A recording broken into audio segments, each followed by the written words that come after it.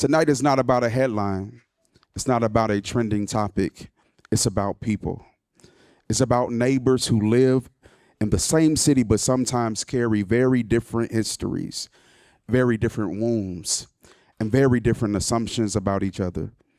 The Black community in this country carries the weight of generations: slavery, segregation, redlining, mass incarceration, systematic exclusion, and the daily pressure of proving dignity in spaces that were not designed for us. That history is not abstract. It lives in housing patterns, school systems, economic opportunity, and trust. At the same time, our immigrant brothers and sisters carry their own burdens: displacement, language barriers, cultural isolation, fear of instability, and the constant work of building a life in a place that has not always understood them. Many arrive with hope, but they are also navigating unfamiliar systems and at times suspicion. Both communities know what it means to fight for belonging. Both community knows what it means to work twice as hard to be seen as an equal. And both communities know the strain of building stability in environments that are not always stable. And yet, when the resources are scarce, then there are many conversations being had that affect both of us. This is why Dream City exists. Misunderstanding grows in silence, division grows in assumption, and resentment grows where there has been no honest conversation. Dream City was not built to be a program factory. It was built to be a relational infrastructure, a place where dignity is protected, where conversations can happen safely, and where we refuse to let silence turn into separation. We believe that when people sit at the same table long enough, stories replace stereotypes. We believe that justice does not require competition between our communities. It requires collaboration. And we believe that difficult conversations, when held with respect and structure, do not weaken our communities, they strengthen them. Tonight is not about solving anything right now. So I want to tell you all, we are not here to solve anything right now. Tell your neighbor, say, neighbor, we are not here to solve it tonight. Okay, but we are here tonight to model what it looks like to lean in instead of pull away, to listen before reacting, to understand before assuming, and to acknowledge pain without weaponizing it. And it does not end tonight. In the months ahead, we will host another mini gatherings where those at the table can move from conversation to coordinated efforts.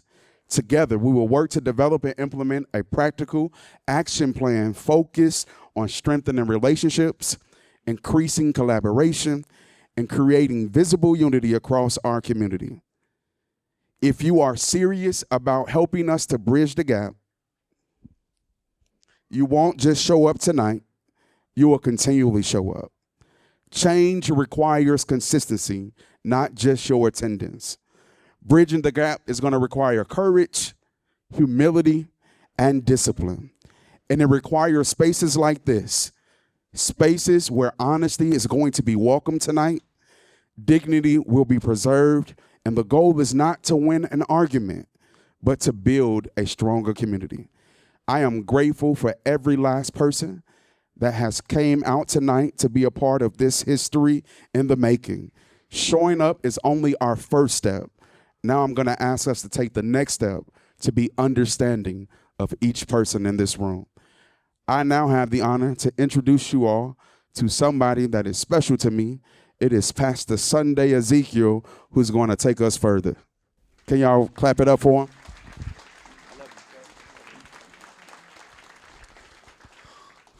I thought that speech was enough for us to go home. But before we continue, I would like us to honor the lives of those who have made it possible for us to be in a room like this. The Reverend Jesse Jackson, a protege of the Reverend Dr. Martin Luther King and James Bevel during the civil rights movement, became one of the most prominent civil rights leaders of the late 20th and early 21st centuries. He passed on Tuesday this week, February 17th, 2026. I would like us to stand up and observe a minute silence in honor of the Reverend Jesse Jackson.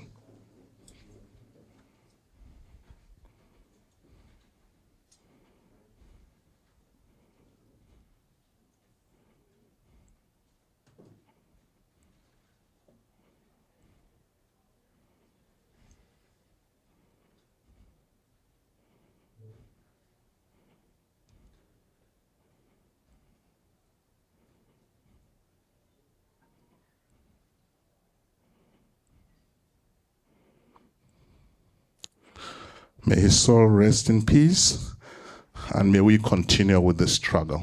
Amen. Sit down.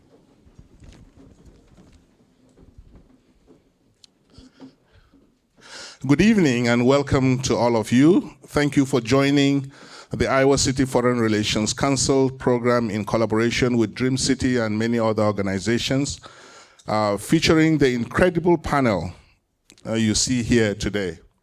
My name is Sunday Goshit, and I am the Iowa City Foreign Relations Council's board president and your host for today's program. Today is our third program in our spring 2026 lineup, and as a reminder, we plan for this program to go until 8 p.m. We're deeply grateful for the long-standing support from our community, ensuring we can provide quality programming on international issues for over 42 years. We wouldn't be here without you. Thank you. We hope everyone here will consider making a donation.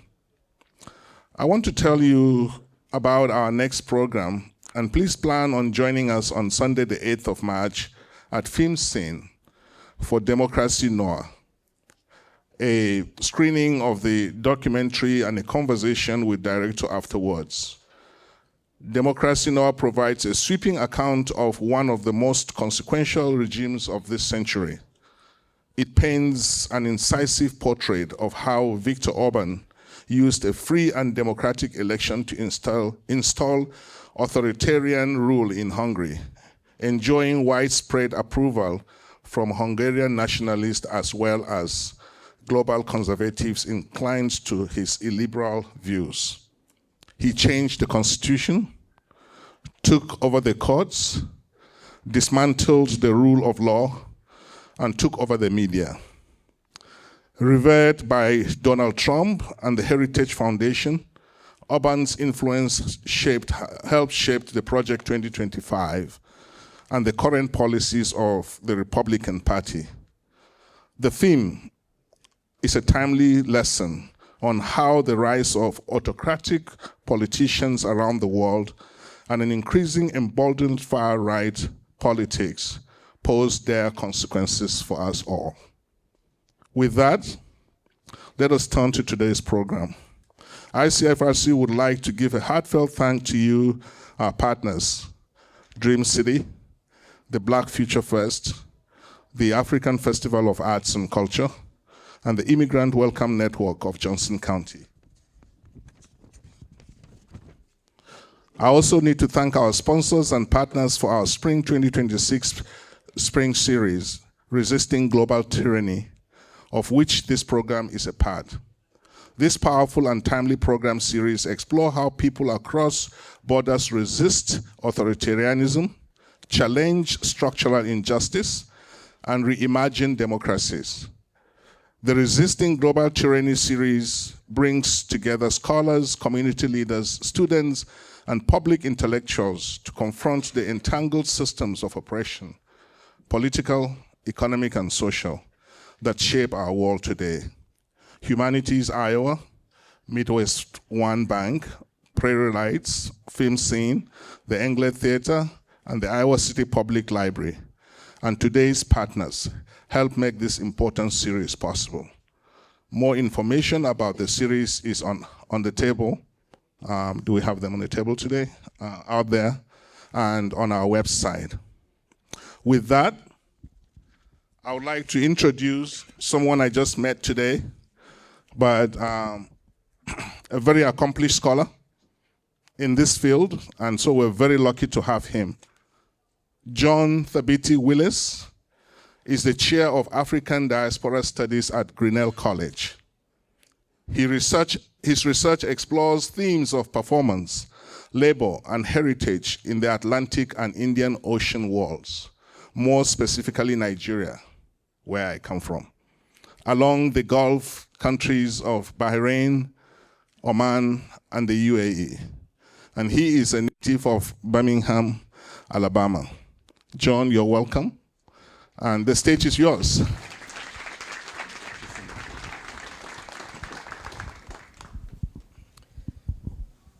It is an honor to sit here before you and to have an opportunity to introduce this distinguished panelist. Second from the right is Ashley Howard, Assistant Professor of History and African American Studies at the University of Iowa, with interest in Black Midwest, Black freedom dreams, and social movements. She is the author of Midwest Unrest, 1960s Urban Rebellions and the Black Freedom Movement, and proudly hails from Omaha, Nebraska.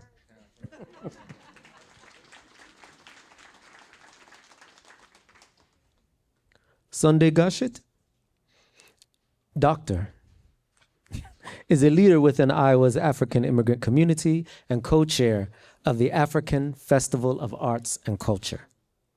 A physical geographer with a PhD in climatology, he teaches intercultural competence at the university level and provides specialized training for organizations fostering global understanding and community equity.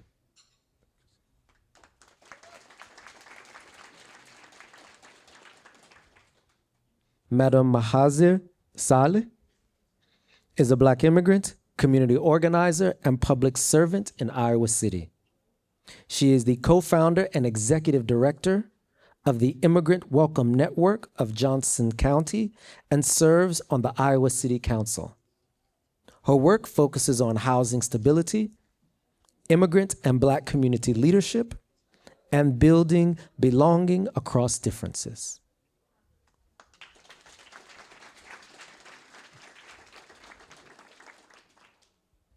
Vanessa Shannon is an Iowa City native and first-year radiation science major at the University of Iowa. She serves as co-founder and executive director of 11-8 Leadership, LLC, empowering students of color, and as a freshman representative for the BSU at the University of Iowa. She also works as a facilitating assistant with restorative community partners across campus initiatives nationwide.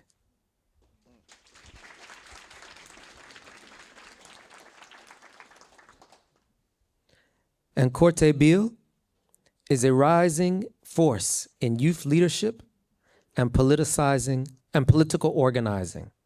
A first-year business administration and political science student at Kirkwood Community College, he is president and co-founder of 11-8 Leadership, LLC, and serves as deputy programs director for the College Democrats of American Black Caucus. Named one of CDA's 19 under 19, he is shaping the next generation of leaders.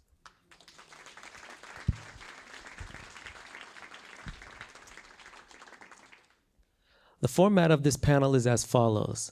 I'll ask a question that each of the panelists have an opportunity to answer as succinctly as possible within 1 to 2 minutes. And then I'll turn to a second round of questions in which I'll ask each panelist a specific question for them to lend their expertise and voice on this topic. And then finally, there will be a third round in which I pose a question that all of them will answer before we invite you to join us and engage us in this important topic. All right.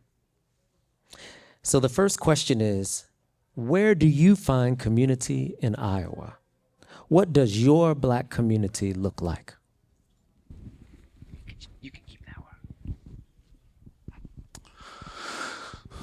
one. It's very important, and I think that there's supposed to be a historical context of how I came to Iowa, but I'll skip that. But when I arrived here in Iowa City, probably the first place that I found community was a church community.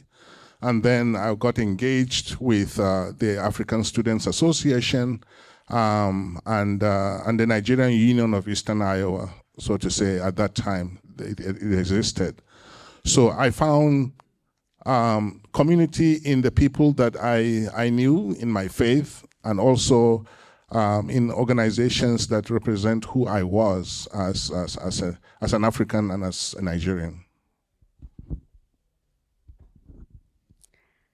I find community beside my amazing Sudanese community in town, which is a larger immigrant community. I find community in Iowa in a space where people show up constantly for one another, not just social, but in a moment of need. I find community in face space, in organizing space, in a space like this, where food is shared and people sit down together and eat together. And in a setting like this again, where we are trying to solve hard problems together. My Black community in Iowa is not one thing. It including African American, whose families has been here for long generation, including Black immigrant from across Africa and Caribbean. It including young people born here navigating identity in new ways.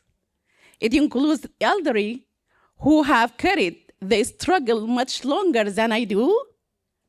We may speak different language. We may worship differently. We may dress different. But in Iowa, we are navigating many of the same structural realities. In housing, in education, in representation, in opportunity, we're facing the same struggle. So my Black community looks diverse, layers, sometimes imperfect, but deeply resilient. And I find belonging in the work of building something together, even what is not easy. I agree with Sunday, finding community in spaces where I find similarities, such as school clubs, such as my BSU on my campus. I find lots of Black people of different diasporas, ethnicities, cultures. I also find culture and togetherness in Dream City as well. People of multiple backgrounds, places that look like this, people who look different than me and who have completely different backgrounds from me. Good evening. Ooh. Teacher voices, right? Good evening, everyone. Thank you again for having me here. The first place I found community, and I should say, I moved back to the Midwest. I moved back to Iowa in 2019. So I had like 3 months of normal, and then the pandemic hit. So some of the first people that I consider in my Black community are actually in the room here right now, and they were neighbors, because we were like on the block. We had children, and like, oh my God, you Black people, let's talk. How you doing? You hanging in there? So thank you for being my kind of first friends and Black community here. The next one is on campus, and I kind of have a dual community in that sense. In that first, I'm in African American Studies, right? So this is a group of people dedicated to the study of Black people, Black communities. And so by the very nature of our work, we are building community amongst ourselves, amongst the students. And that second part is I'm a very visible presence at U Iowa. One, I'm 6 feet tall. And two, that was a joke, y'all. Come on, let's keep it light. It's too ugly out there. Let's be here. And the second of all is I'm one of very few Black faculty on this campus. And so students have sought me out, not because I'm brilliant, not because, I have lots of things to say to them, but because they want to know someone who looks like them in a position of power on campus, and they're desperate for that. And so they have really brought me in ways I didn't expect, meaning like I think I'm a little bit cooler now than when I came because they're cool. And the final thing, and this is cheesy, but I'm going to lean on my disciplinary privilege here, is I'm a historian. And so I find Black community in the people who have been in these spaces before I've gotten here, right? Like Lulu Merle Johnson, who's the namesake for this county. She was a Black woman working on a PhD in history in the 1930s. Can you even, right? Like, I cannot imagine. But I know she was staying at the Iowa Federation home with Margaret Walker and Elizabeth Catlett, right? I knew she knew people in her church community, in family and friends. And so I always remind myself, I'm not the first and I'm not the last. And so to make sure to lean on the people who have come before me and to build for the people who are coming after me. Well, hello, everybody. Ooh. Right? Yeah, it's a little... I find community, honestly, in Dream City. And I say that first because when I transitioned from my high school level leadership, because I did like BSUs and things like that with Vanessa, of course, it was really hard trying to kind of find like a hub of like Black leaders, Black empowerment, Black innovation, things like that. And we were able to connect with Dream City and Pastor Fred, and we've just met so many people. We've been able to get major opportunities. We've been able to connect with people a lot more, do things like this. I didn't imagine I'd be here a year ago, honestly. But yeah, so I'd have to say Dream City is definitely one of those core places.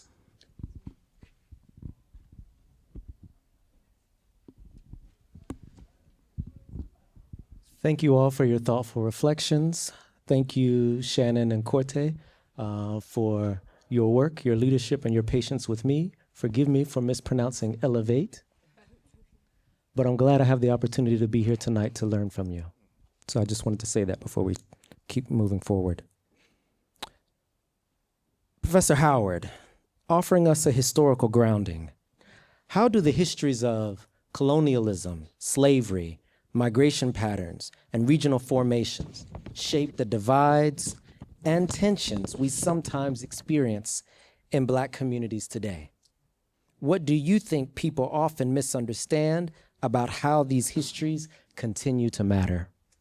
I mean, that's a big question. If you have some time in 16 weeks, you can take both the first half of the survey and the second half of the survey. But, it is such an overwhelming, haunt of the Black American experience. And I use that in the broadest sense, right? So if we even just begin to think about the construction of race, right? It's the one drop rule.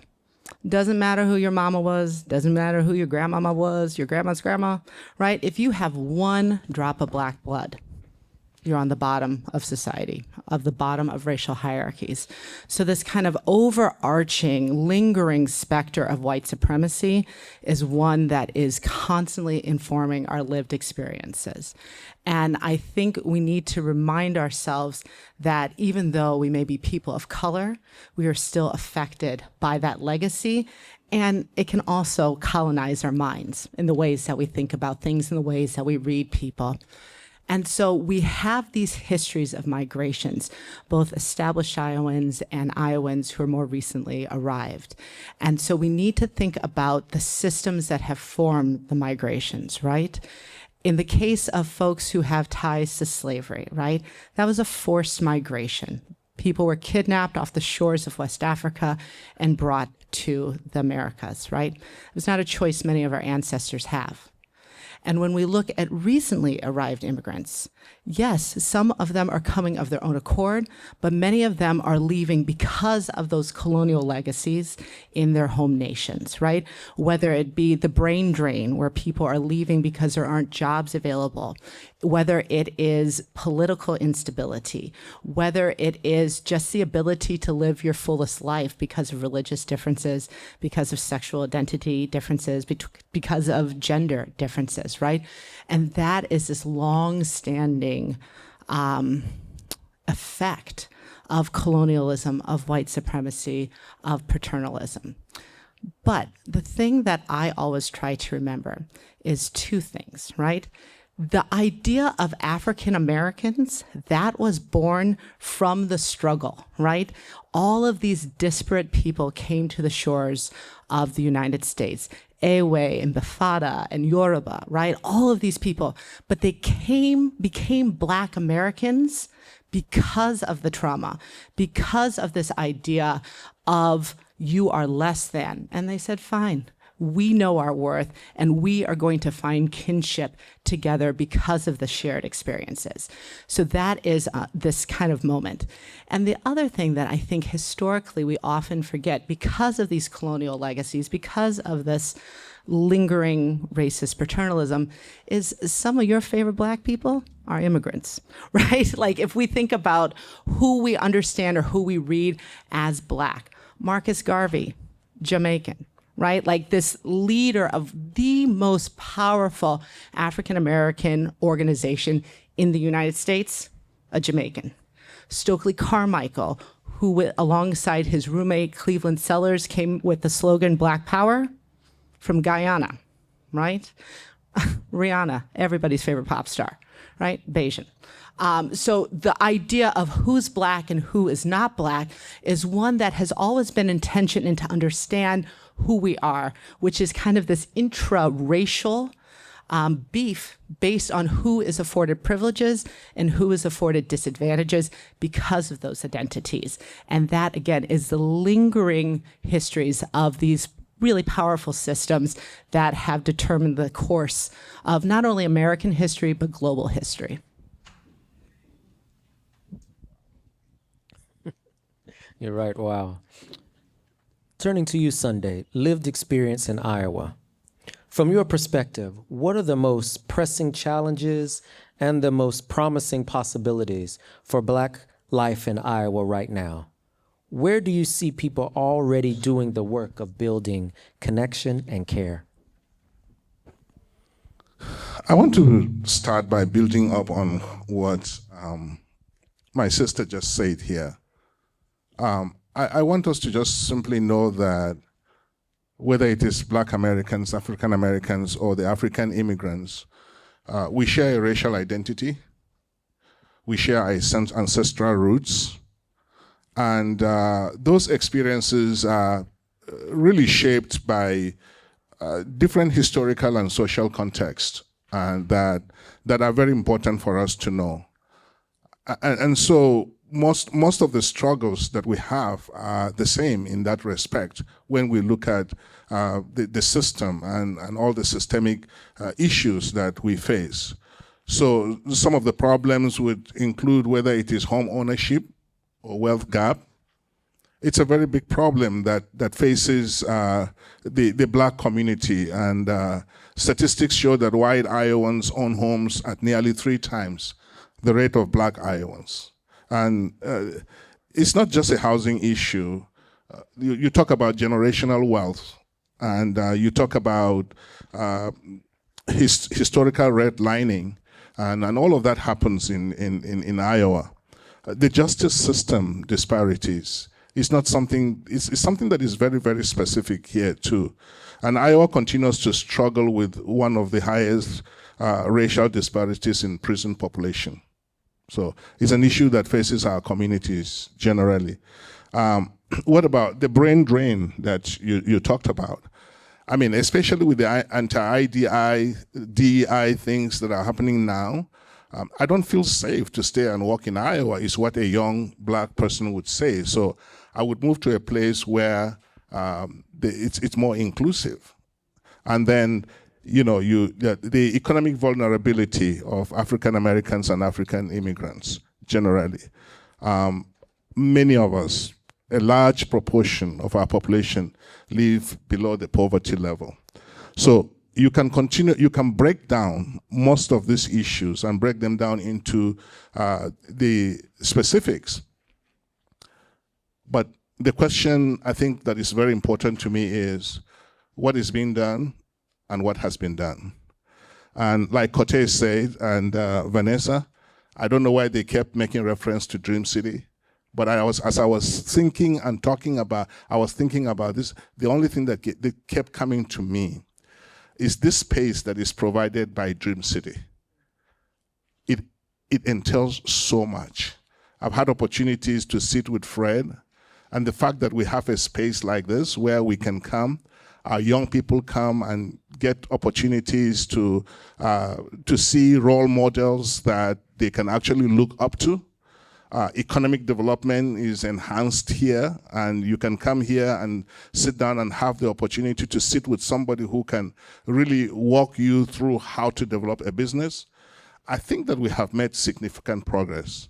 This is beside all the other organizations, whether it is organizations that are run by immigrants themselves or organizations that are national in nature, but have also we've been able to get them to come into Iowa or have branches of them. We have young people like this who are already taking the lead in bringing those organizations to us.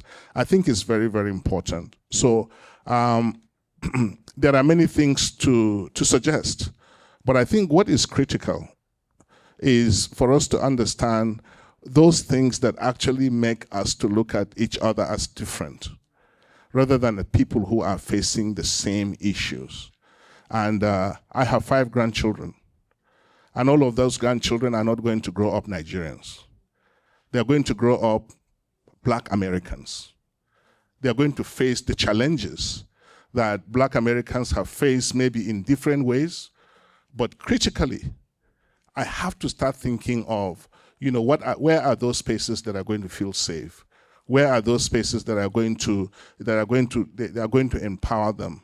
So, and I'm glad that something like this space exists, and that organizations are beginning to think, and we're beginning to have the conversation that we need to have today. Thank you so much. Kind of continuing along this thread of where the space is, right, for bridging gaps.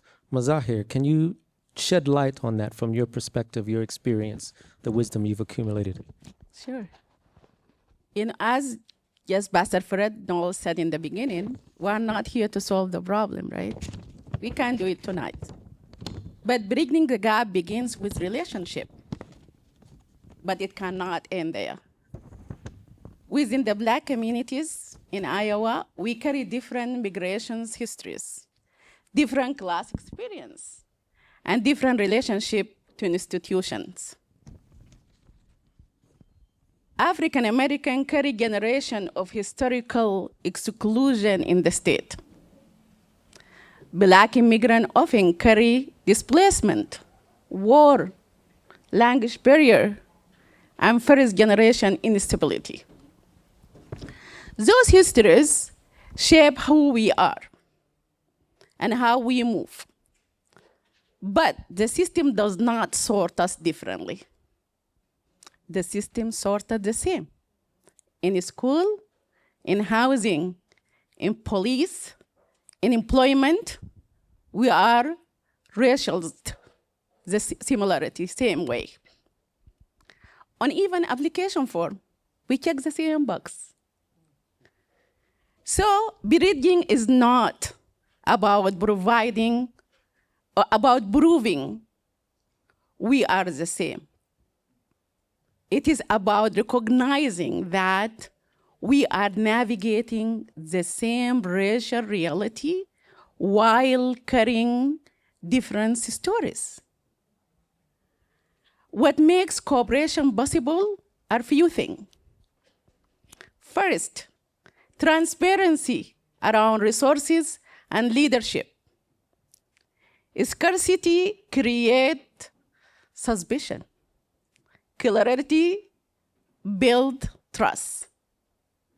Second, shared projects.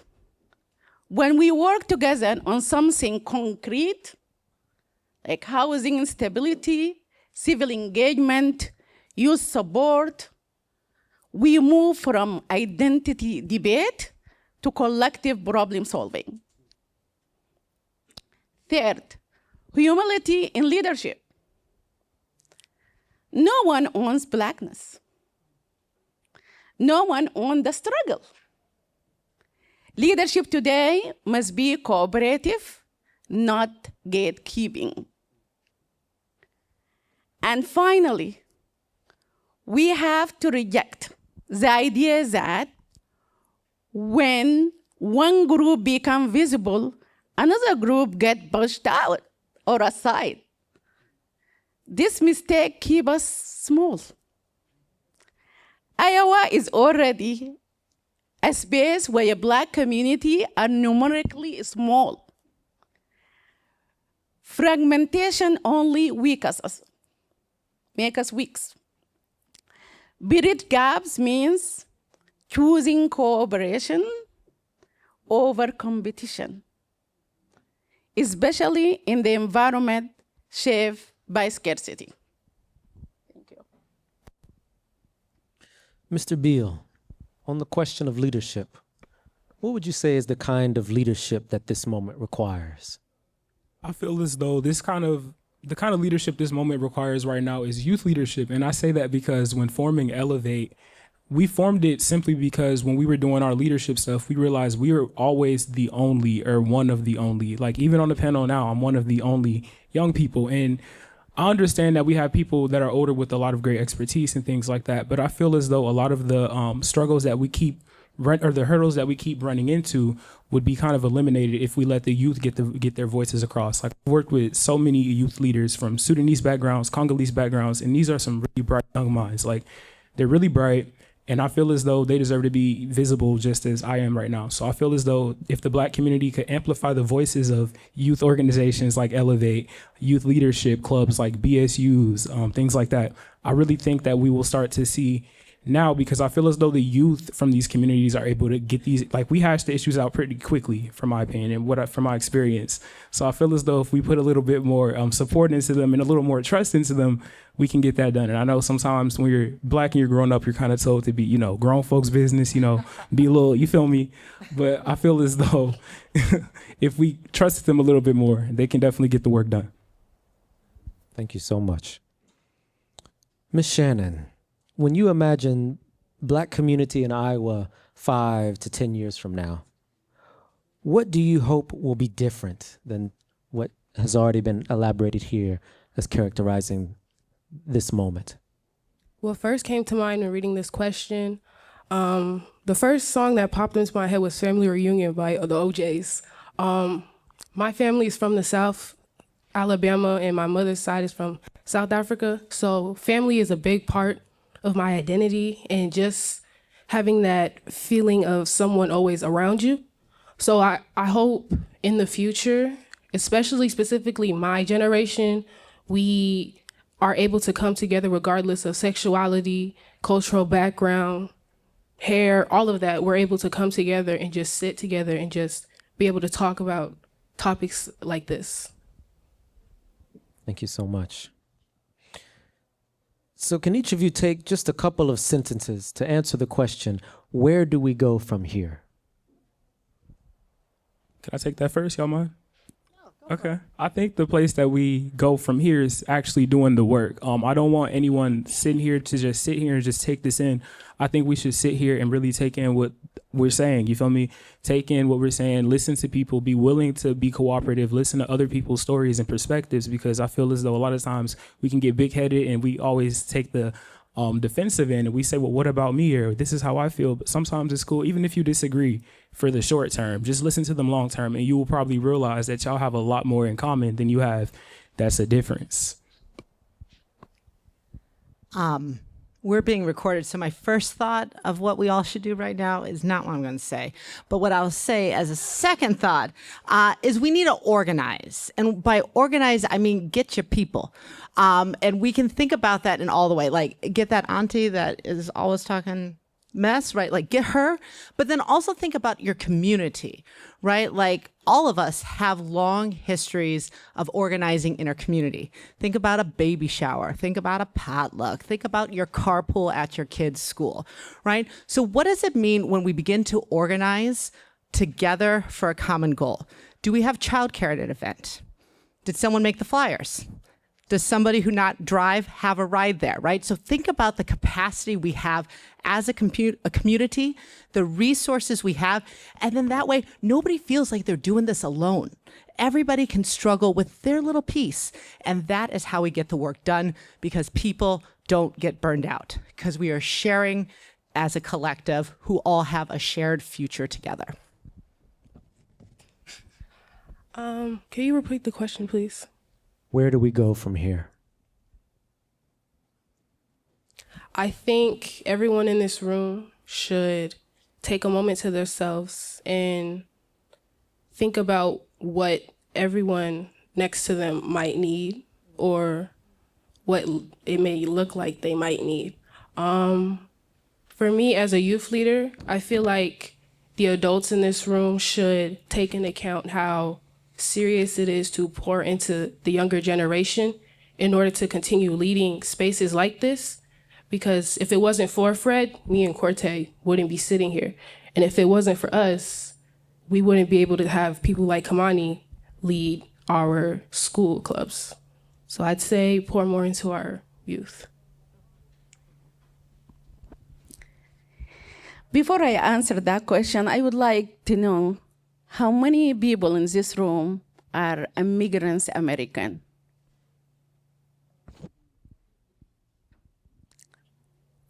So, even though I thought everybody will put their hand up, but that's what I really meant. I thought that gonna happen, and I will say, oh, can I just like recent arrive immigrants? But yeah, all of us are immigrants. But yeah, we have few people here. That's the real answer for my question. So just to add to what I agree 100% with what Ashley said, but to do that, to go forward or to move forward, we need to build shared leadership structure, shared, that reflect the full diversity of Black Iowan. Whether like across generations, especially like we need youth too. So, but also across nationality and class. After we create that share, I think after that we can sit down and have conversations and do cooperation together. Investing in a space where truth is built through shared work, not just shared language. If we do that, the question will not be whether we belong. It will be how powerful we can become together. And I think that's how we can do it. Thank you so much. I want to maybe introduce something that I think is very, very critical.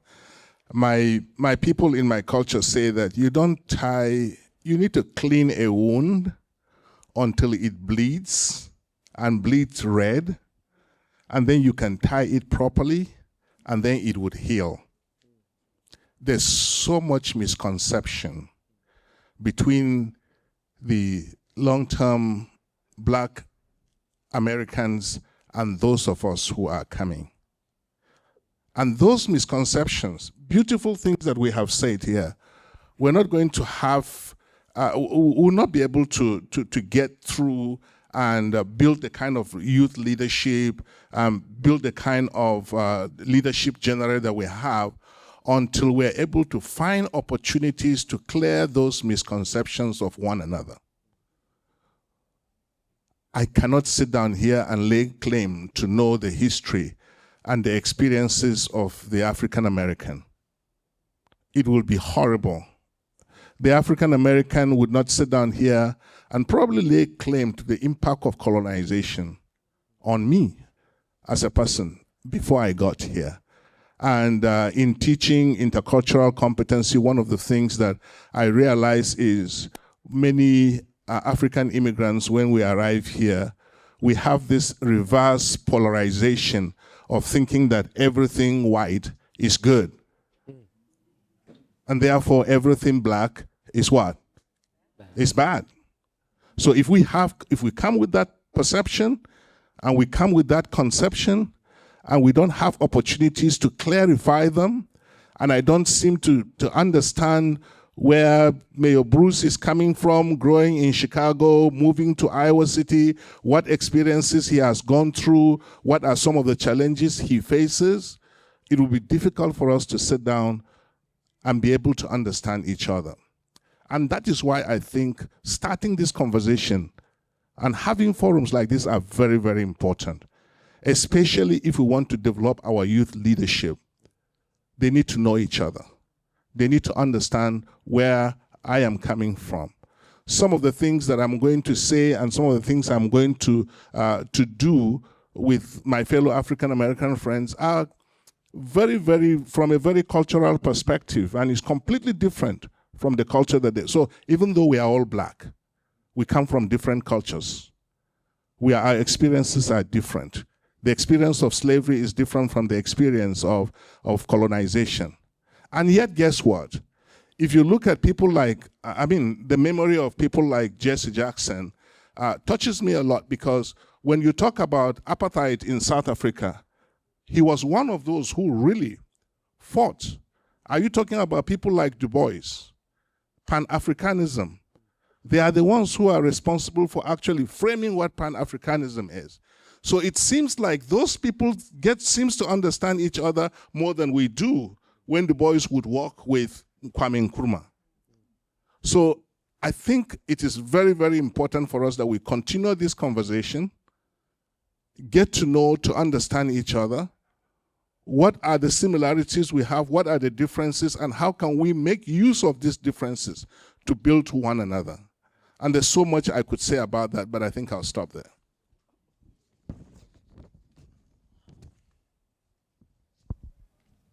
How would you like to engage in the conversation? What resonates? What questions? What insights? There are microphones coming around, right? So if you have a question, if you have a comment, if you'd like to engage in the conversation, please.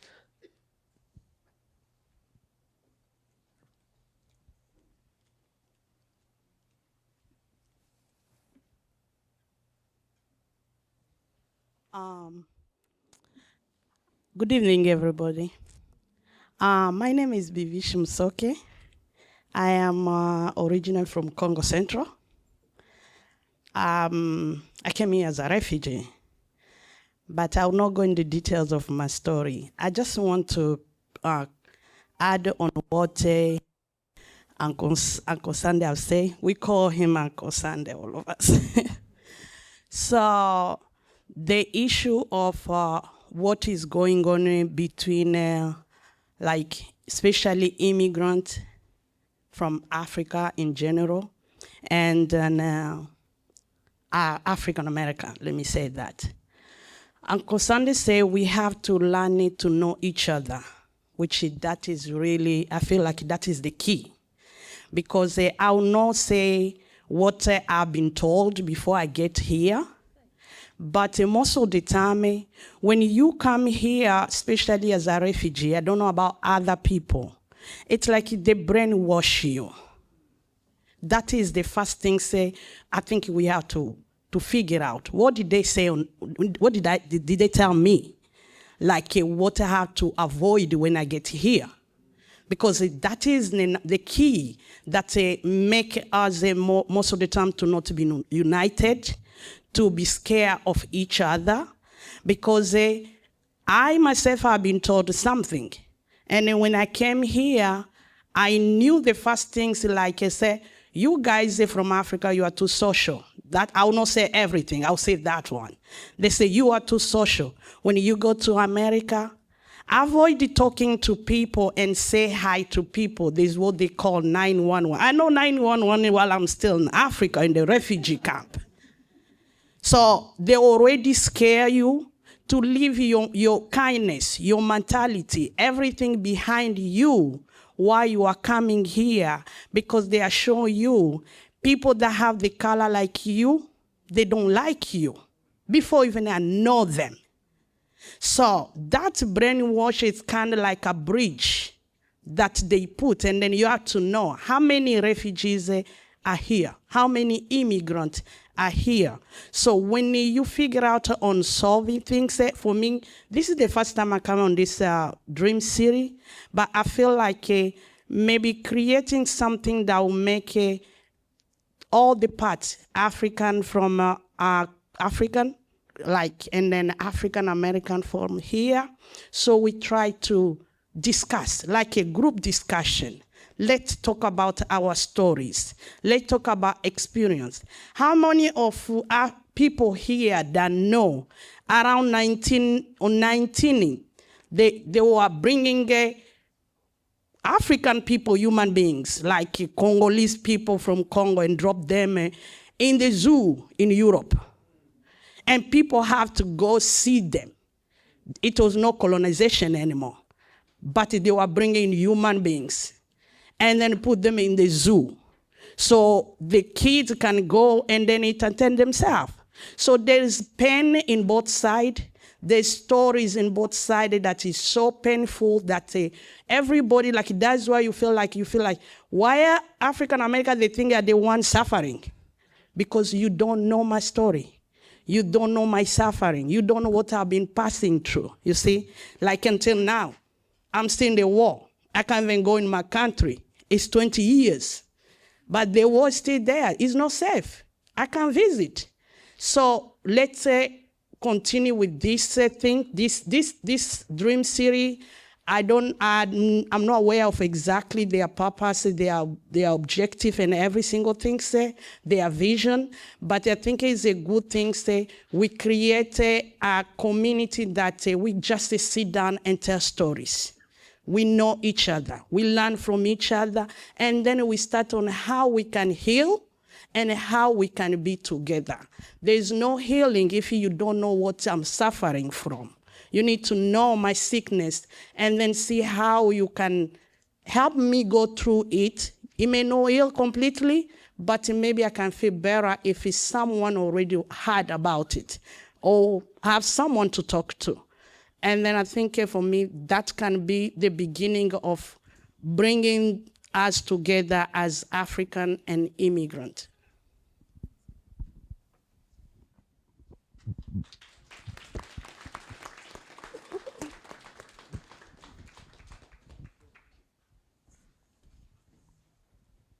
Yes, my name is Trepane Beatty Bay.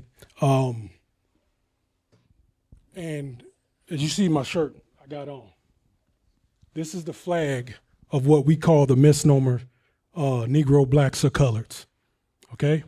I want to read you something that I've discovered, and not just me, it's a group of us. The name African American is actually trademarked by the U.S. government, which means it's a false name. They say intelligence is when you call a thing by in its proper name. Now, this flag is a semblance of Morocco, who actually owns the Dominion of the United States. But this is the Moorish American flag, our lineage flag. We're not black because black, according to law, is a status. And that status means that you are at a lower state. There was a sister that was enslaved by the Cherokee tribe. And when she had got free, the Cherokees had let her free. And they gave her some land, and this land had oil underneath it, but the Cherokees didn't know that at that time. Well, when they discovered this land had oil on it, they changed her status from black to white. So that should let you know that even the white and black, the name is just a status. Now, my goal is to bring forth the understanding that we do have a nationality, which is Moorish American. The one, I forgot who spoke about Marcus Messiah Garvey. And I'm gonna tell you about a man who came to me in my time in need, was Noble Drew Ali. And he's the one that actually got Marcus Messiah Garvey out of prison when they tried to get him for the mail fraud.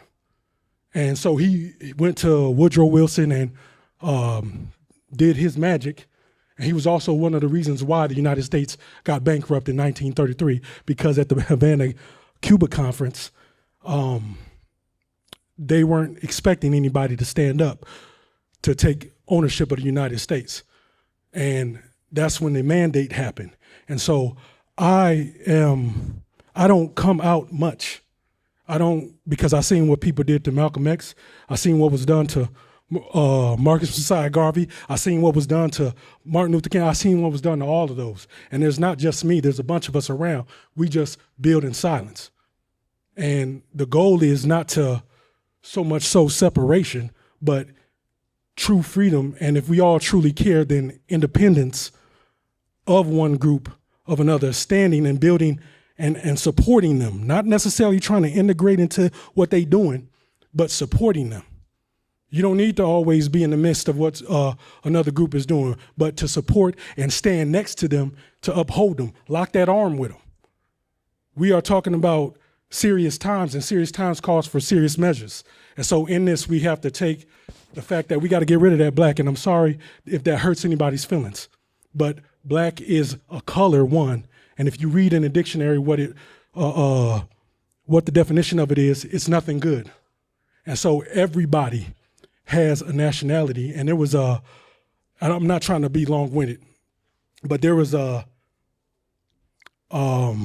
example that the chairman of Moorish America, whose name is Elihu Pleasant Bay, he wrote a book called Exhuming of a Nation, which is a 700-page book that they tried to charge, Amazon tried to charge $777 for this book because it's so powerful. The judge said he'd pay $1,000 for this book. But he did this game where he made everybody stand up, and he would say, somebody name a nation, and each cheer was for that nation. Well, when you got to the Negro, Black, and Colored, where would the Negro, Black, and Colored sit if you had to go back to a nation? You don't have a chair, because that's a false name. That's a false name. And we've been living under that way too long. It's time to come into nationhood. The UN already recognized the Moorish Americans as a people. The state of Illinois under Robert Emanuel, the brother that was under Barack Obama, they came up with the Moorish American Council. So this is an actual nation of people, which I represent. I'm not gonna talk about titles because that means nothing to me, because I've seen people fail in titles with names and all that things. I'm more so worried about the aspect of our people being recognized for who we truly are, and not just some name that was given to us during a time when we weren't even considered a people, because we weren't never a part of the we the people when that Constitution was written. And that's where I leave as a comment. Peace. Islam.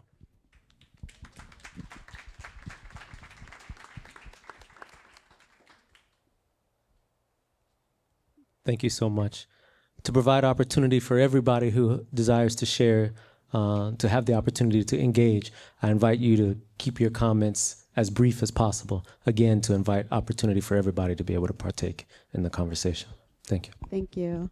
Hi, everyone. My name is Naomi Sengyumva. I am a refugee, but I'm Burundian. And I just wanted to say I think it's beautiful that we are holding a space like this and the times that we're in now to be able to lean in instead of shying away. And so that's all I wanted to say. Thank you. Yes.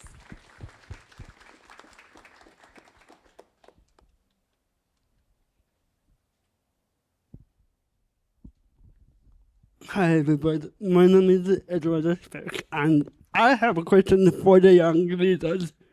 What do you think is the most challenging part of our leadership is to build a community for many people? What do you think is the most challenging for you guys who are young leaders, who are developing leadership across your network and across beyond ourselves? What are you doing right now to lead the next generation?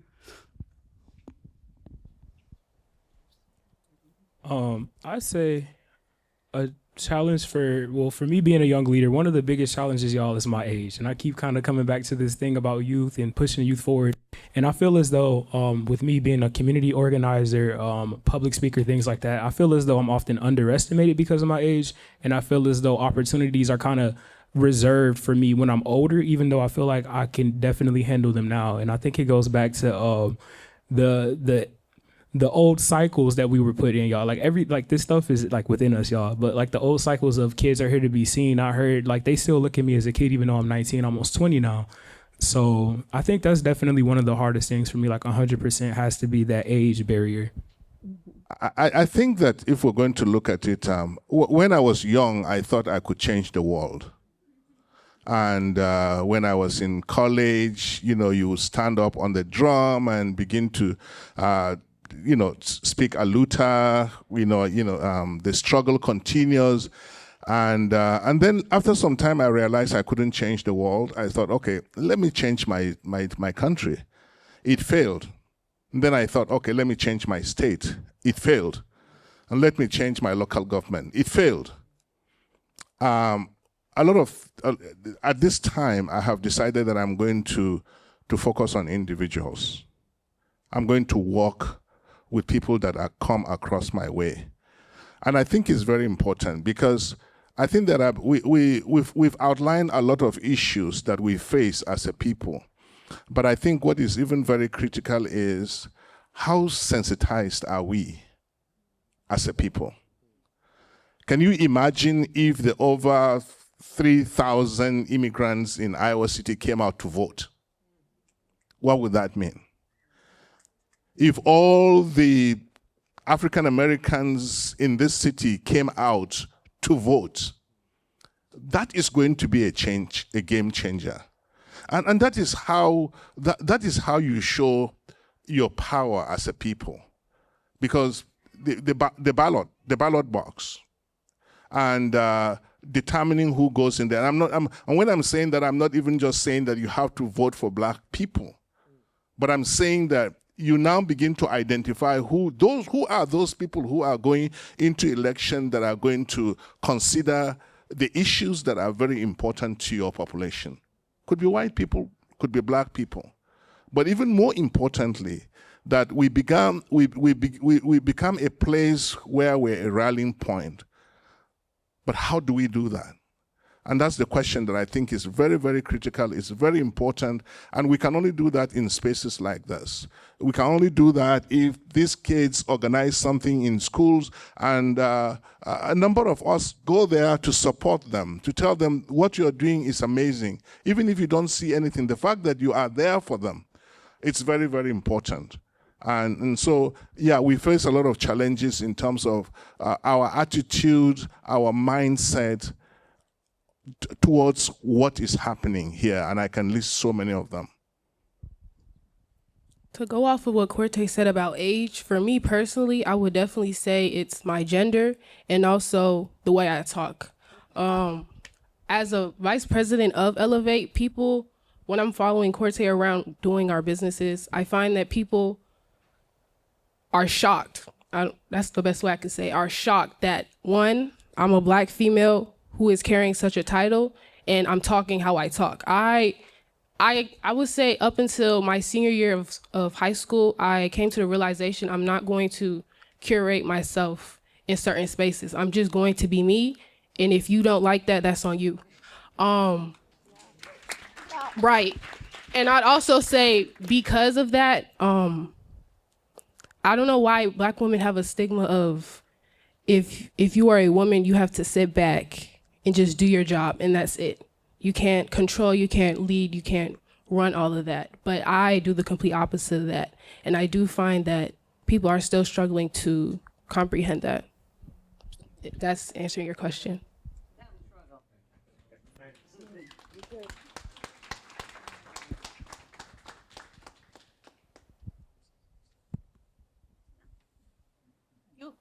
Me? I can talk loud. I'm Carolyn. No, it's been amazing. Oh, they need it for the recording. Thank you. Thank you. My name's Carolyn, and thank you everyone for hosting tonight.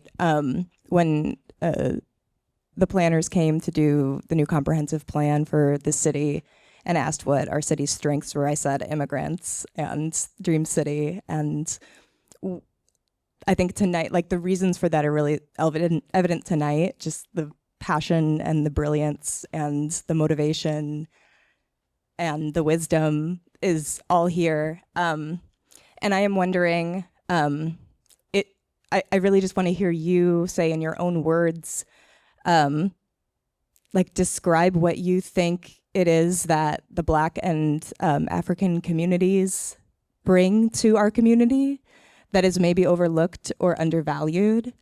A lot of the discussion tonight has rightfully been about like the wound and the wound that needs to be cleaned, but I see so much excellence and am so inspired by these communities, and I just want you to flex a little bit on what you think, what it is that the magic that is brought to our community. Thanks. The first thing that came to mind for me was food. Every time I get out of class, the first thing I think is, what am I going to eat? And honestly, most of those things are Black-owned businesses or any business that has Black people in it, because I do come from a very cultural household and I do love food that, has flavor and is different. So, so I would say food. And I'm just going to add very quickly and very bluntly, what immigrants are bringing to the state are people. If it weren't for Black and brown immigrants, this state would have a declining population. Without people to work the jobs, without people in the fields, without folks caring for our elderly, we are keeping the state running. And we cannot lose sight of that, and we cannot lose sight of what is happening in the legislature and in our communities with laws that are trying to make it harder for people to stay and live here and be supported by our state and our tax dollars. That is what immigrants are bringing to this community.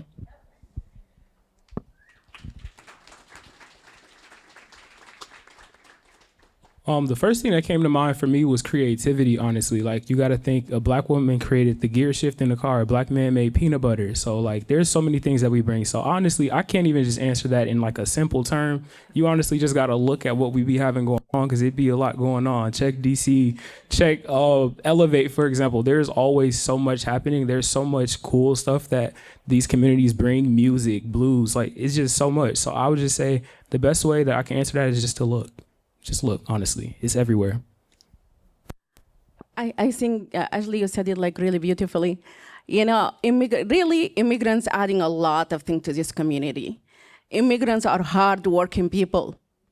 If the employer hire immigrant, they will retain them. Not only because they like what to do, they are very dedicated to go to work, and also don't forget they live paycheck to paycheck, like they have to go there. So that's one of the things. And another thing is, by the way, immigrants are very, very good neighbors.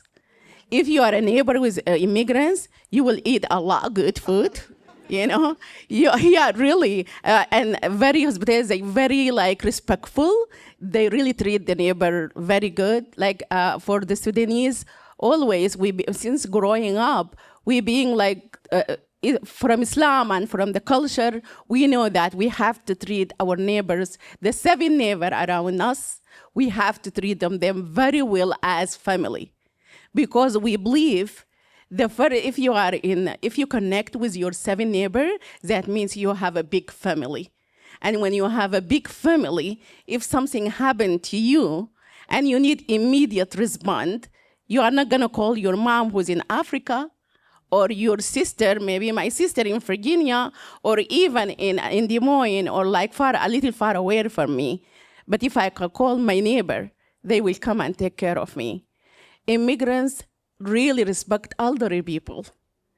We cannot, no matter, I have hard time debating with somebody who's elderly to tell them they are wrong, because I cannot do that. I cannot tell somebody who is old, you are wrong. That's how we grow up. That's how they raise us.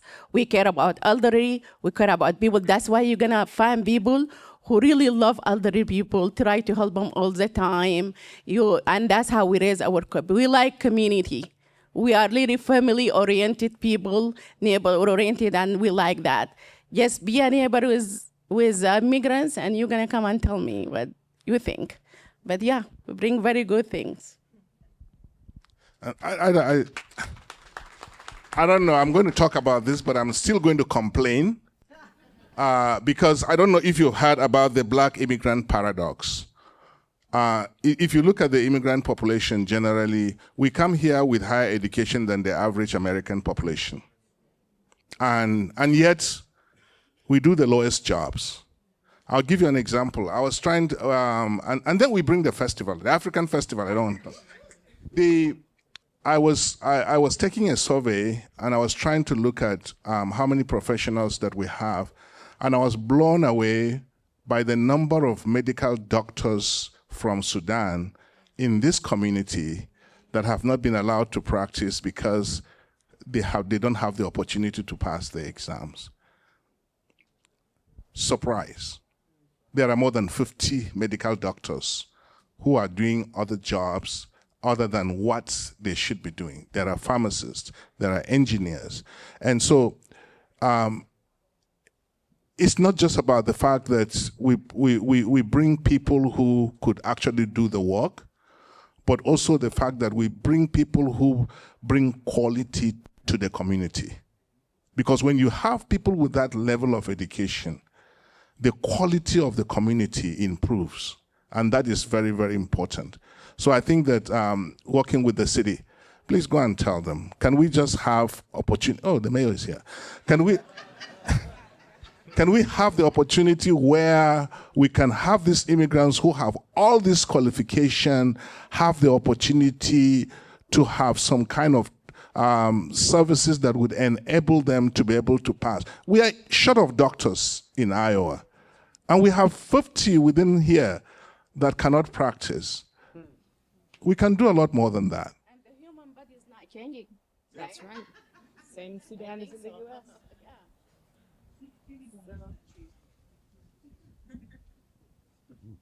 One of the doctors actually is AmeriCorps members of our organization. He practiced 7 years in Sudan, 9 years in Saudi Arabia, and he become AmeriCorps members who get $12 an hour. Sorry, we're complaining again. My name is Betty. I just wanted to say especially what Vanessa said back there.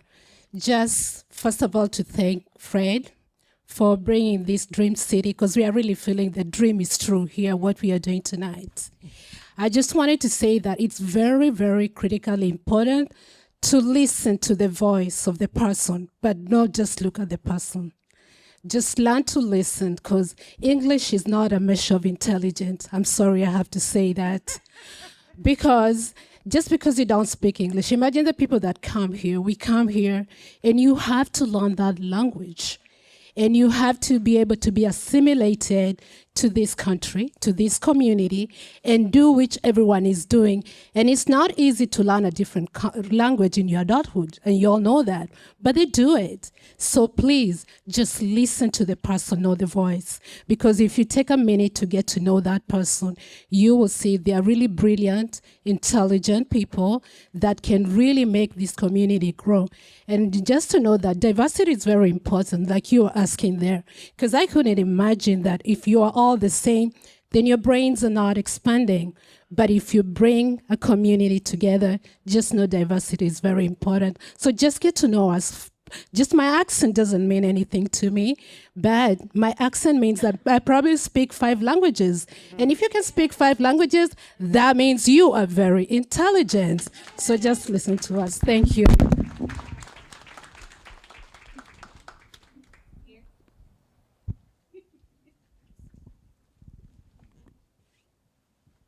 Just want to piggyback on that. I'm from the European by South American, speak 4 languages. Try to speak more languages and talk to me then. But I want to tell you from a microbiome standpoint, have a PhD in microbiology, everyone in here has a gut microbiome fingerprint that is the most diverse universe that you have in your entire body. So when somebody talks about diversity, they need to learn that all of us are the same.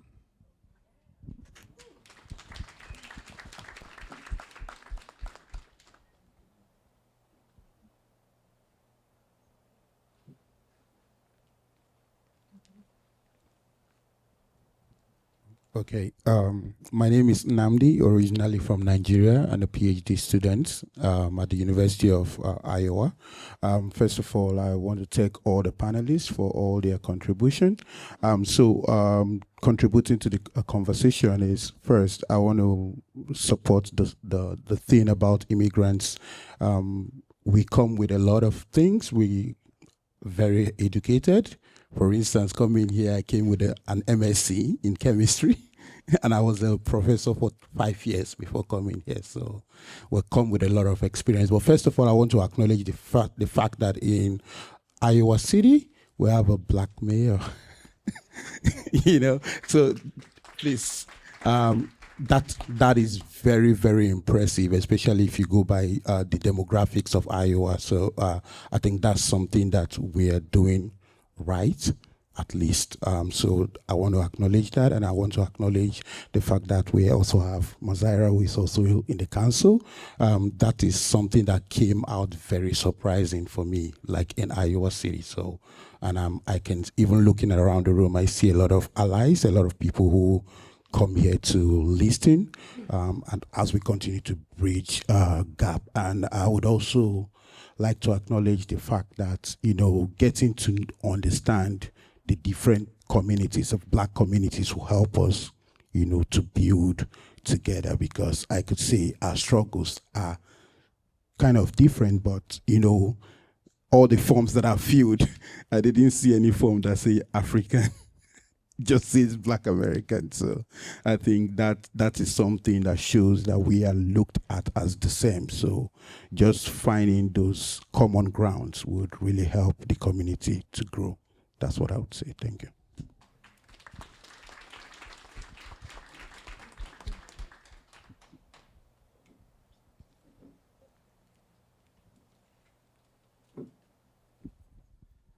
Hello. My name is Brian Flanagan. I'm originally from here, even though I wasn't born here.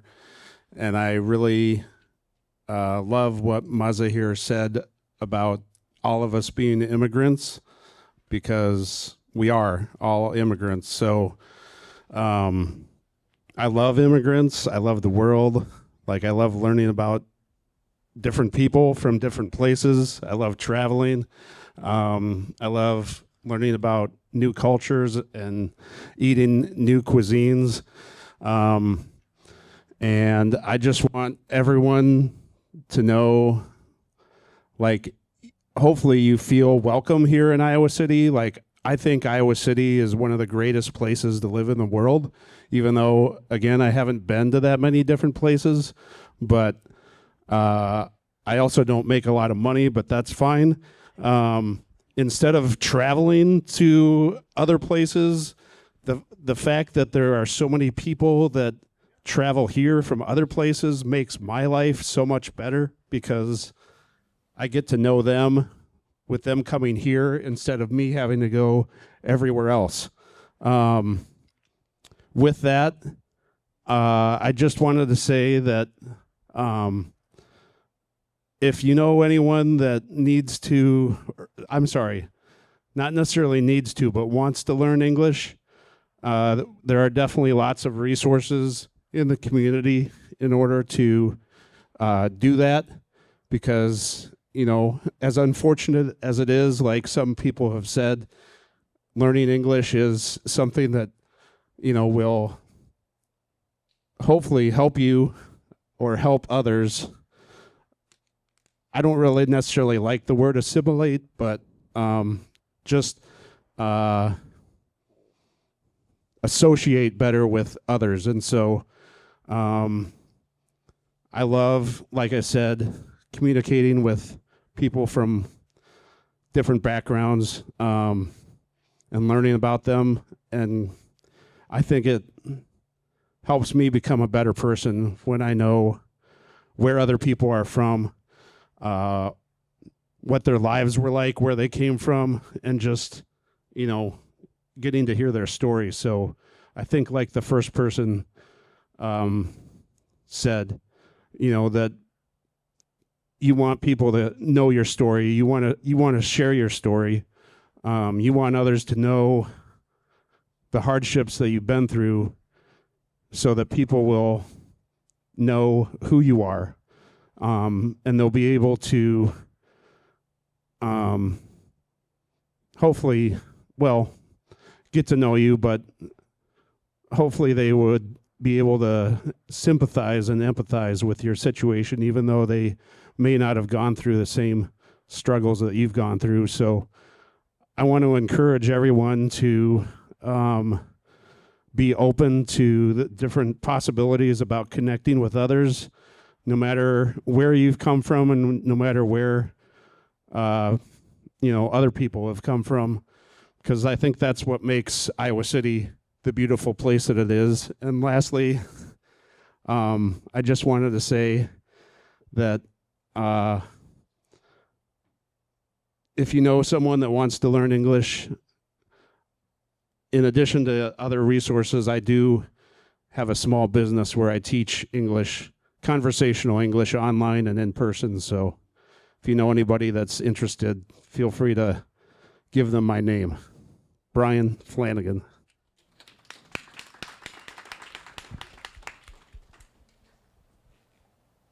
Hello, everyone. Okay, I've been trying to figure out how to say this and still keep my friends. Okay, hopefully we can remain a community after this.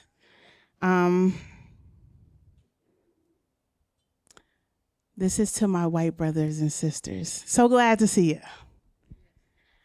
But what I've experienced and what I've witnessed as an African American, with so much hope for bridging the gap between communication or relationship with our African brothers and sisters, is to our white allies, who unfortunately usually either take a side or make things worse in your good intentions. What I've seen in Iowa City is that either there's a strong allyship for African immigrants only, and let me be specific, recently arrived African immigrants only, or African Americans a little bit, like just because those are your friends. I would ask that you do some deep searching and kind of stay out of it. And here's why. Because even in your good intentions, if you're trying to lift up one side, you're actually reinforcing negative stereotypes about the other. And so, for example, I've been in spaces where people have, made speeches and in their example used data to show why African immigrants are so much more hardworking than other Blacks. So it's little things like that where you might think, oh, I'm lifting up this group, but you're actually reinforcing negative stereotypes that have been placed there even upon entry into the country to tell them negative things about the other. Does that make sense? And so this is a work we have to do, probably in affinity groups, right? And then we'll bring you all back when the time is right. But in the meantime, think about what you say and what you use to kind of encourage the people that you're being allies for, to make sure that it's not divisive. Stay out of this. That's all. But I still love y'all. I really do.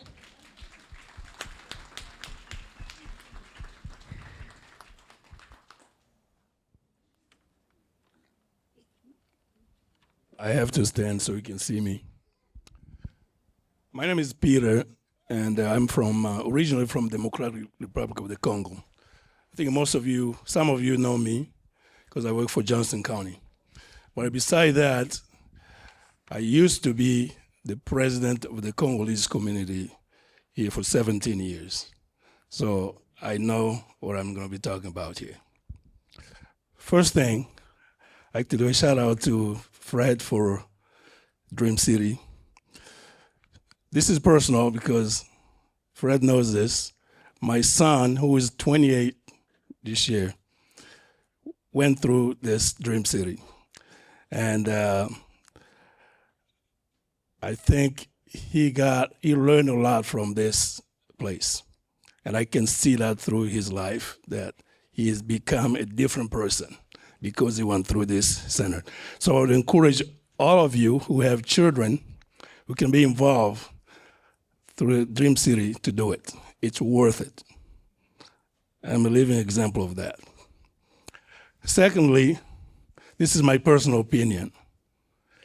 I heard we talking about African immigrant, stuff like that. I have a problem with that terminology because one thing I have to tell you, all the African people that you run around or you meet here in Iowa City, they are here to stay here. They're not planning to go back to Africa. So get used to calling them just African. That term immigrant, to me, sometimes sounds like they are here temporarily, maybe they will go back or something like that. We are here to stay, and I would prefer that someone not refer to me as an immigrant, but just call me an African man or African or American, whatever I am. But immigrants kind of sounds to me like I am here temporarily. That's my understanding. So, because like someone said here, there's a lot of Africans here in Iowa and some other states. And most people came here for different reasons, mainly economic reasons and political reasons. Until things get better back in Africa, I think this is going to become our home for the long haul. So we need to find ways to establish ourselves and also find ways to get to know each other with our African American groups. There is a lot of barriers between African immigrants, I'm going to use that term again, and Black Americans. Culture is one thing. We have a lot of misconception between the two groups, that we don't understand each other. But it's really important that we find ways to break those barriers in order to live together. I just give one example. I know a lot of African students at high school level, when they go to school, they tend always to get together between African students. They hardly cross the line to go meet with Black American, because they don't have something that connects them culturally. So they tend to stay together. But I think we need to find ways to bring those kids, especially at the high school, even at the elementary school level, together. Because a lot of them play sports, but when they don't have opportunity to, outside of school, to do a lot of activities together, so that's going to be a problem. I think we have an opportunity to, at the early stage, to get our kids involved. This kind of grouping is good to have this type of meetings, but I hope it doesn't just stop here. We need to bring that outside of this group, to our families, to our church, and things like that. That's how we're going to come together. I think we have a lot of work to do. There's a lot of barriers that I like to hear from the panelists. If you have ideas how we can go about breaking those barriers, so the two groups, I'm talking about African groups and Black American, to get together, because we share a lot. We have a lot in common that we need to work together in order to overcome our problems.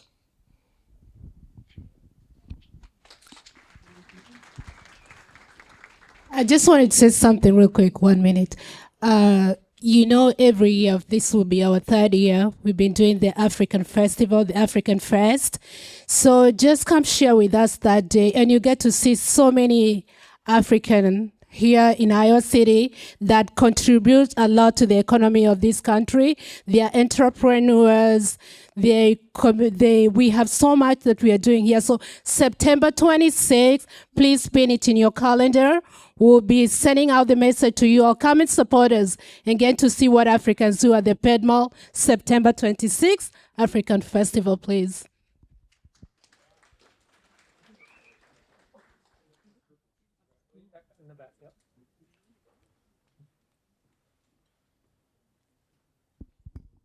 Belinda, and this is such a great opportunity over here to have this discussion. I'm going to turn it back to over there and ask you, as you're thinking about those relationships between African immigrants and African Americans, for your own experience, can you talk simply about a friend, not just an acquaintance that you have from the other group and how you got to know them? And so I think we can easily talk about those relationships, but personally, who do you have as a friend from the other community that you can share and how you got to know them? I think I could take this one. So me and Vanessa met. We kind of knew each other coming up through elementary school and things like that, but we really started connecting more once we got to the high school level, and we kind of met. It was a BSU meeting, and it was 2 leaders at the time that were kind of like recruiting, looking for other leaders, and we kind of went in there playing a little bit. We wasn't taking it too serious at the time, but we basically both applied for the position, and we kind of connected afterwards. And we were like, "Yo, like this is actually like really interesting. Like this is something I could see us doing." And then we got on the executive board team. And then through us doing our work together, through us organizing events, working with other communities, we've now been able to become really good friends while being really good coworkers as well and business partners. And I think a big thing, and you kind of mentioned about like what are the barriers, I think both communities need to recognize we're fighting the exact same fight from both sides. We have the exact same oppressors, the same people who are brainwashing you, the African side, are brainwashing the Black American side, saying these same things about y'all. So once we kind of realize that we're fighting alongside each other, it'll make so much more sense once we stop punching each other and punch forward and fight together and work as a team and move forward.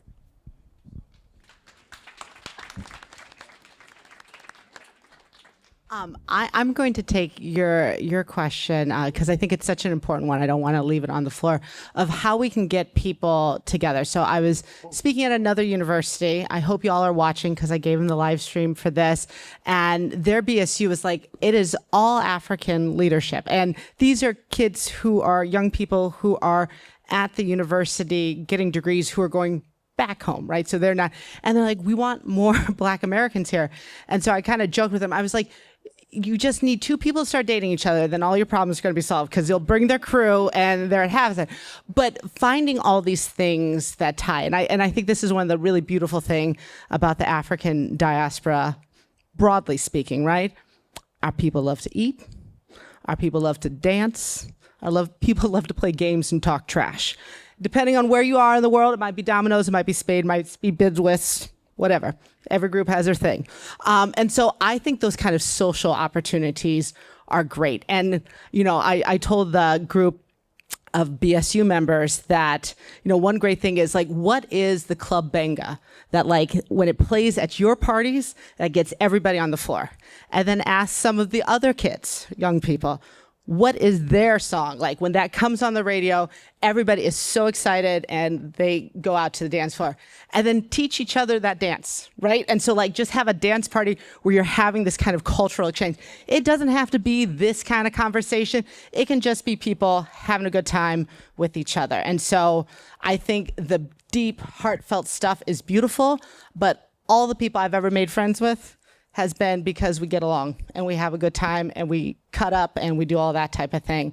And so I think it can be both things at the same time. Oh, I don't. Yeah, first again for your question, I think we really, you know, this is, we have to take this as a starter. And we can start by coming together as African American and immigrants Black immigrants, together African Black and immigrants, to come together and start talking to each other.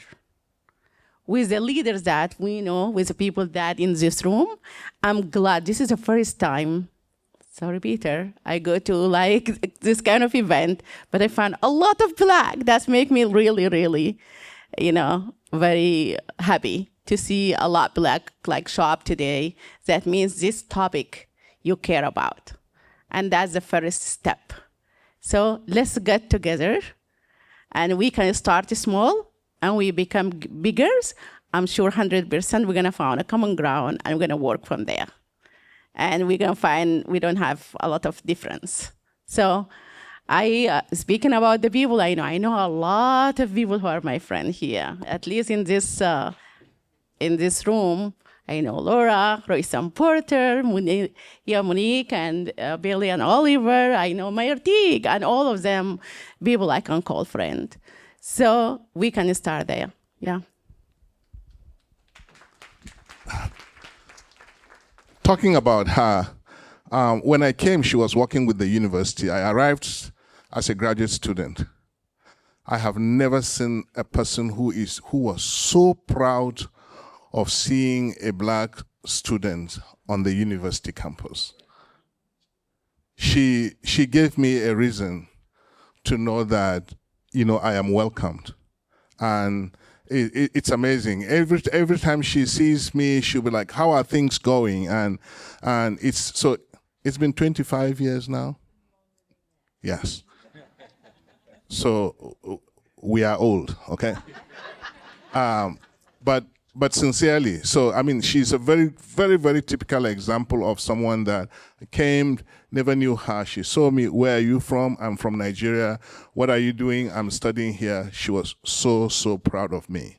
And of course, yes, I know many other people here. Keisha works with neighborhood centers. They do an amazing job with the kids there. And because I work in the community, therefore, I got to know her and several other people here. Do I have to talk about you too, Mayo? Okay. All right, can y'all do me a favor? We still have a few questions, but can y'all give it up for our panel today? Come on, I think we could do better than that. They have done an amazing job. We know some people have to get home to their kids, so we want to just do a couple of announcements for those who want to stay and continue to have conversation. Are y'all here for a little bit more while? Yes. So some of us are going to stay to continue to talk, and I got to do two more things. Can y'all help me celebrate the city of Iowa City because they gave us funding to be able to do this tonight, as well as the Iowa City Foreign Relations. They also put some funding towards this tonight. Can y'all help me celebrate them? Can y'all help me celebrate Ty and Ashley, who has done a lot of the media stuff for us? This is going to be on Channel 4. It is already live on Facebook. It's on YouTube right now. So if you want to go back and listen or share with others, you can. And do you have any announcements you want to share? Can I share one announcement? Yes. Yeah, it's speaking about hearing a story of immigrants. Tomorrow at the Immigrant Welcome Network of Johnson County, we have our monthly Voice of Resilience, where an immigrant family come and speak about, tell their story about immigration to the U.S. I think this is really a good chance for you to come and hear those stories. It will be tomorrow at 6 o'clock. From 6 to 8, we provide amazing dinner cooked by immigrants' families. And so come and eat delicious food and hear really amazing story. Where? Do you see that sign say RISFIC from here? Just on that building. 1927 Keokuk. It's not far away from here. And will be a monthly thing. Put it in your calendar. Will be the third Friday every month from 6 to 8. Come so you can continue this conversation. Thank you. Absolutely. Thank you for that. And then, Auntie, when is the Black Voices Project? Is it the second Monday of every month? It is the second Monday of every month at 5:30. That's another opportunity for you all to get involved. at the Soul Food Restaurant, which is also a place that you can see from here as well. Anybody else got an announcement they would want to share? Well, I just want to remind you again of the event that ICFRC has on March 8th at Film Scene, Democracy Noah, a screening of the documentary and a conversation with the director afterwards. Please come and share with us about the whole thing we're talking about about democracy. Thank you. First, I want to say thank you so much for this conversation and being here. Some of you I've crossed paths with. I'll be very brief. So many things popped into my head. Very quickly, I was born in Trinidad, little island off the coast of Venezuela. I was brought here by adoption when I was 7 months old. It took me 34 years to straighten out my green card. I share that with you all so that the folks who don't understand that system is broken, it needs to be fixed, and you need to understand how difficult it is to navigate that system. The question, though, I had was about healthcare, especially for minorities. I have been trained by my mother, who taught me to advocate for myself. When I found my most recent PCP, the first thing I said to her, white doctor, was, I need you to understand me as a Black woman. If you can't, that's fine. I'll go somewhere else. I said, I need you to be part of my care team. And she has been thus far. But I'd love to hear your thoughts about healthcare in Iowa, especially the things that are happening within the LGBTQI plus community and folks not being able to get the services that they need. What is it that we can do to further advocate for ourselves in the medical community?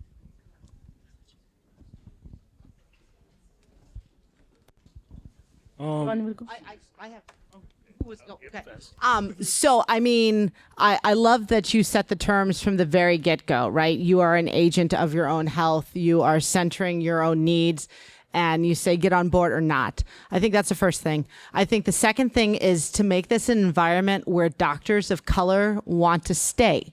So I've had a Black pediatrician leave. I've had a Black midwife leave. I've had a Black PCP leave, right? Why is it that all these Black doctors are finding jobs elsewhere? Right? What does it mean to have culturally competent physicians? As Sunday said, right? There are people who are trained who can do these jobs, but they have been systematically shut out of the opportunity to do so. So I think that's all okay and important. And to get more people of color and more people who know what time it is through college and in medical school and in our hospitals. But, what does it mean to have a white physician or a male physician or an insert normative class here physician? And you don't have to say, I'm a Black person, I'm a queer person, I'm a Muslim person. Can you take care of my health? What does it mean to have doctors who are educated to see you as a human first and not just a case study, not just as billable hours? That requires a complete, wholesale, structural reimagining of everything in our community. How we educate people, how we speak to people, and how we see our neighbors. So the easy thing is bring more people to our schools, bring more people in our communities. The more difficult one is changing the hearts and minds of 500 years of bad intel. Yeah, thank you so much for that. And I have someone here who was my physician, and it was an amazing experience. And he isn't Black, but I had a very, very good experience. I think that it was an experience of what it really means to have a mindset to help anybody when they come. But is Keisha here today? She has I see the example of someone who went to nursing school, struggled through nursing school, went and did her doctorate in nursing practice, became a nurse practitioner, and has opened her nursing practice and provides services for people of color that it's much, much cheaper, even without insurance. I think that is an example of what we should be doing. Encouraging our people is not just about looking and getting people into the healthcare system, but what about people who are really willing to establish businesses here that are going to take care of people that have the need? Because like she has said, it's going to take a long time to begin to change people's mindset. But meanwhile, we're dying. So we really need to do something within the community that is really encourage people who have done that. And if somebody has that kind of business, let's look for them. Let's patronize them. Let's go into their spaces and let them provide the services to us based on the fact that they know who we are. Yeah, I think the short answer from me, and I don't want to talk long, is we need the community. We need all the institutions in the community to look like the community, where doctors look like us, where schools look like us, where even city, county, everywhere you go, you find people like you. Doctors who speak Arabic, doctors who speak French, doctors who speak English, doctors like females, male, and people who really you can relate to them, because that's you can build trust. Also, like going to the county, you find county employee. We need to invest in people, and that will make this community really thrive. I'd like to answer that question, and I just say educate ourselves first, and then we can organize and advocate together. Because when I was in high school, actually, I did the capstone process. So I did AP research class. And essentially the class, they have you hone in on one topic or area, and then you give a big capstone presentation about it at the end. Well, I chose maternal awareness and racial disparities within the rate that black babies die versus white babies. And I found that black babies die at around 3 times higher rate than white babies, Asian babies, Latino babies. It was crazy. So from that, I've been able to kind of understand the disparities in maternal health and black people. And that's something I definitely do want to seek to do with Elevate one day, some type of educational awareness thing. I've talked about this with Vanessa before about mental health. So yeah, that's definitely something that I think we should definitely do. So educate and then organize. I have a question specifically for Dr. Howard. I know you're a University of Iowa professor, specifically in the history department. I'm originally from DR Congo as well. I think a lot of people don't understand the impact Black Americans have had in Africa.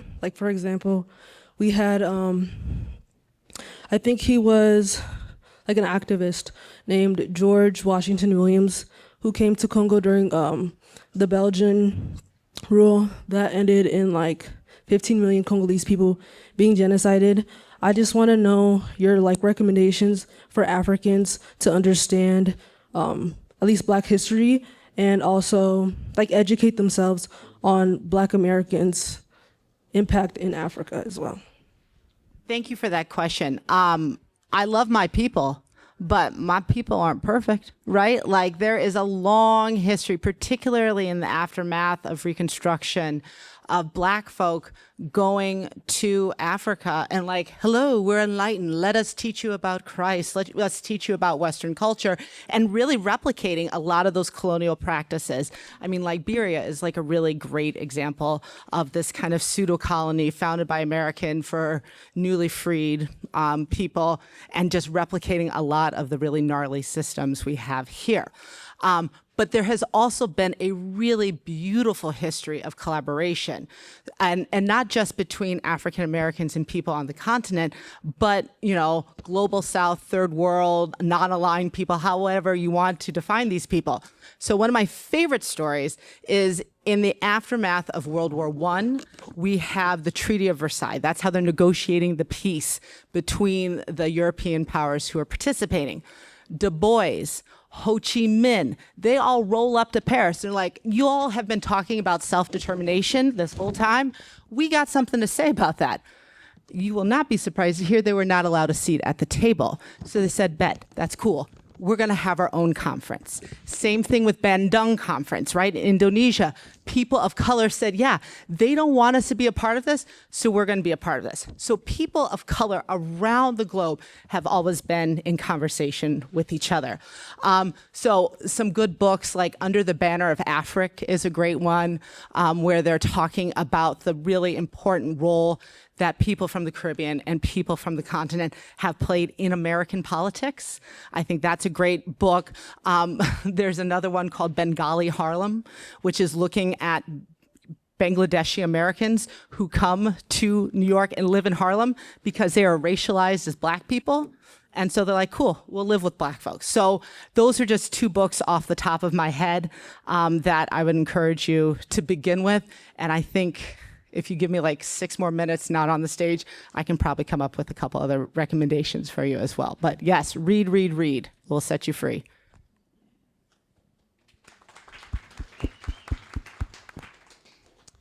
So I think I'll go out of the subject because before the question I was having something that I wanted to talk about.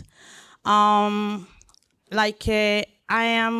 know we have so many things that we feel like we want to fix it, we want to change it, we want to achieve it among like the community, the society, among ourselves. But I always have one concern, and my concern is like the school. Like I've worked in the school district for quite some times, and then the experience that I did experience there, especially with the kids. I feel like for me, this is just what I want to say. It's something the community or the mayor is there or any other person like just think on how the negative impact that affect especially our little children with discrimination. And then they don't know the definition of discrimination. They don't even know how to justify that one. They will just feel like if someone doesn't like them and someone doesn't hate misbehave maybe around them. But with few experiences that I've seen, I feel like when two kids are having confrontation, one speaks English, one doesn't speak English, automatically whoever will come there as a teacher or a para-educator, they just blame the one that doesn't know English. They can't defend themselves. They can't justify themselves. And sometimes they become aggressive. And the aggression is because you don't understand them. You don't hear them. You don't know what transpires. And they don't have anybody that they can talk to. And then when you just assume they are at fault, they misbehave and then they get punished. I feel like it's affecting the mental health of our young children. They become so aggressive. They become so disrespectful. Some of them even, they dislike school. They feel like school is not a safer place for them. We don't know why. We judge their action. We judge their behavior without really knowing the root, what makes them behave the way they behave.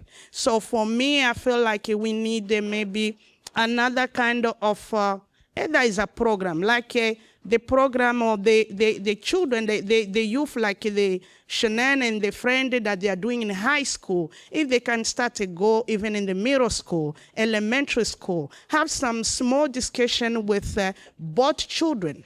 So as they grow, they understand how to stay safe among themselves, how to respect each other, how to love each other, and then understand that this person is different, but not different as a person. It's just different because you speak different language. So I don't know. That was just what I was thinking about. You have some people from the school here, school board member Charlie's friend, and you have Laura in the back over there. They hear you.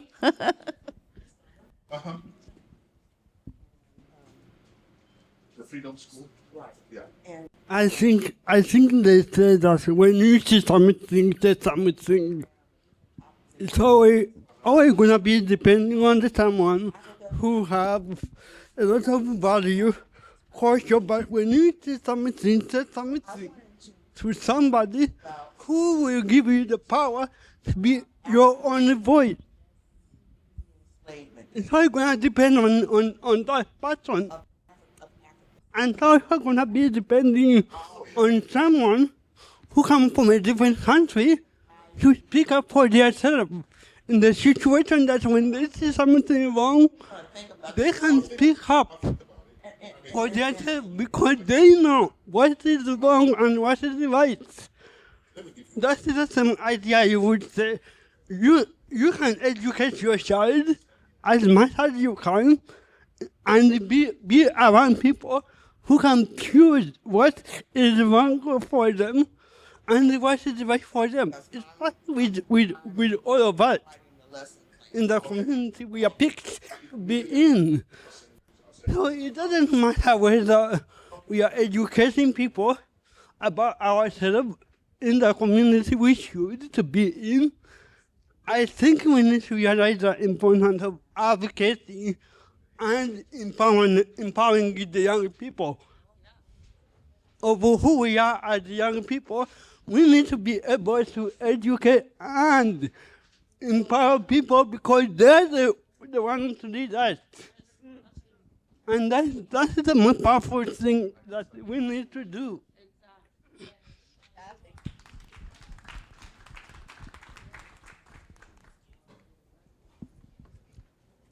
Hello, everyone. My name is Perry. I'm happy to be here. It's a great opportunity for people to share thought and talk about different things that we experience in our community. I want to thank Fred for this organization and including all the panel. I also want to complete or say something about the way we came as an immigrant. So we came with a different background, but we have a lot to share as moving to different places, a new place as brings so many challenges. So we speak a lot of language, and we also have much more to offer. I can share my little experience living in Iowa City. It's been around almost 8 years. I have never been anywhere else since I arrived in the United States. I've been living in Iowa City for the whole time. So doing things like this in a community has a great signification. For me, for example, I do a lot of volunteer with Johnson County. During the election, I work as a poll worker, and right now I'm working as a volunteer for the VITA, the volunteer in text at the library. So just keep up the panel. I want to thank you for what you are doing. Keep up, and also we do have a elected official, the mayor. I can tell you, I'm the one who shake your hands. I think months ago, when you came to pick up your kid at school, I was doing my shift. I shake your hand to congratulate you, to say you thank you for your statement after the passing of Rennie Good. So thank you for standing up and for speaking up. We are here. Mr. Sunday said that we have a lot of people who have so many background with different knowledge. Like myself, I have knowledge, but the system is different. So the panel, the job of the panel is that to make sure to identify those people and make sure what kind of a difficulty are you facing. For example, you come from these places. What can you bring? What are you able to do for your community, for example? And then we can go from there. So thank you so much.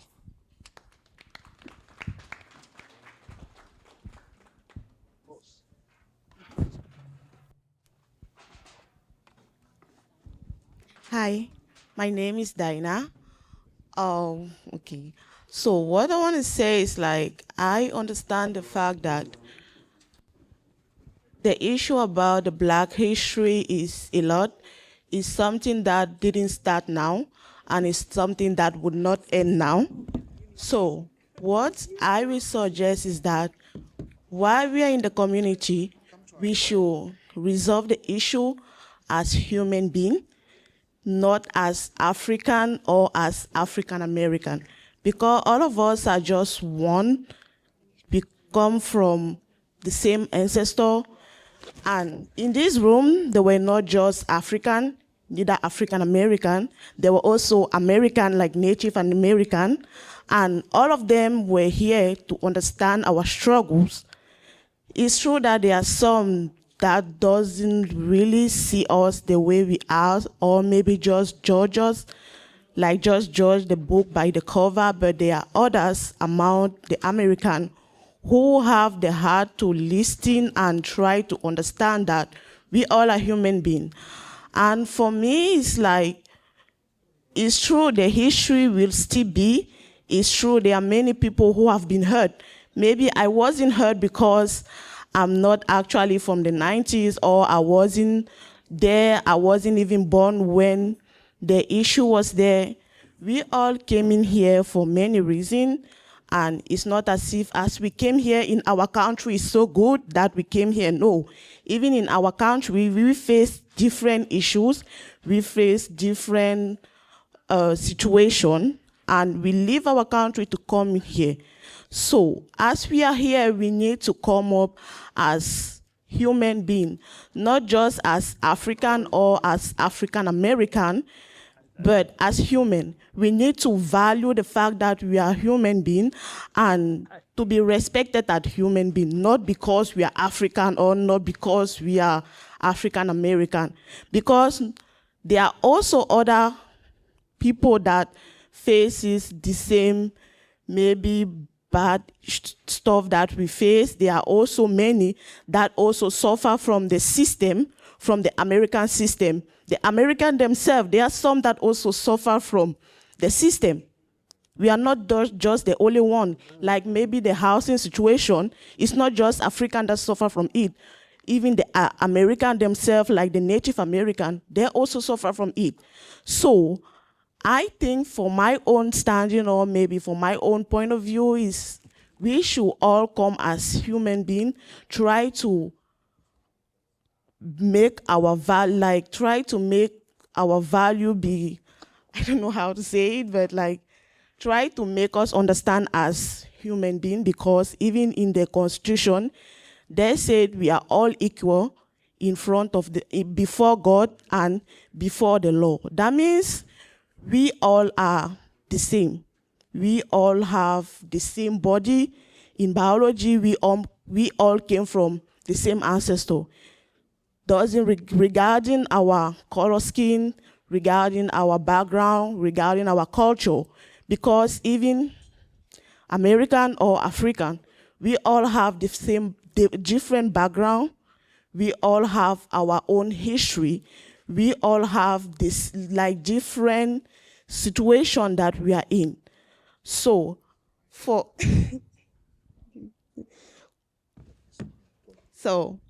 I think we should promote love, not just superficial love, like maybe I will just see you there, I'm gonna fake a smile because I'm in the public, I want everyone to see that, okay, I'm kind of smiling.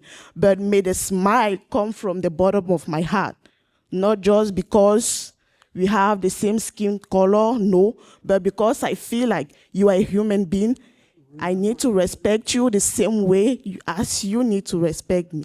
So that's what I actually wanted to say, because I'm hearing that, I'm just like, from all this discussion, I feel like it's about Black history, because Black people have gone through so many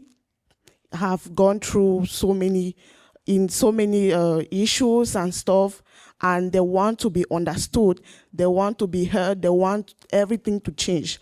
But it's not going to change in just a second, or it's not just going to change within 5 years. No, it's the system, and to bring down the system is going to take a lot of contribution. It's going to take a lot of hard work, And also, we need to learn how to love each other.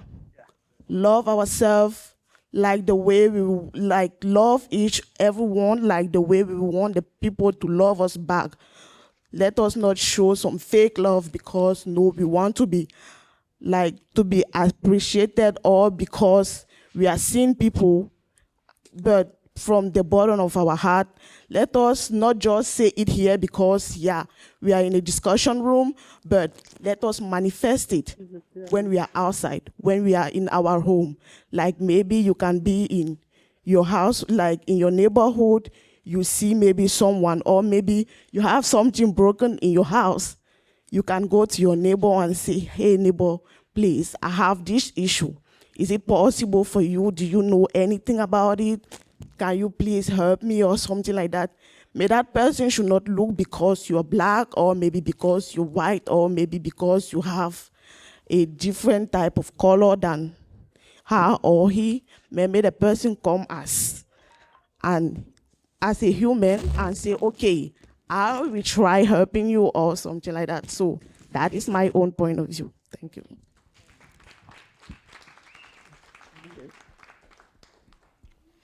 Good evening, Dr. Culp. So I've heard the word assimilate a lot tonight. And in my opinion, assimilate is a colonizer term. What I would like for each of you to do as we learn each other's community, and keeping in mind the words of the late, great Dr. Du Bois of the color line, whatever community you're from, we share that. Before you even open your mouths to know that there's an accent, you are faced with that color line. So I would push back and challenge each of us to accommodate each other as opposed to assimilating.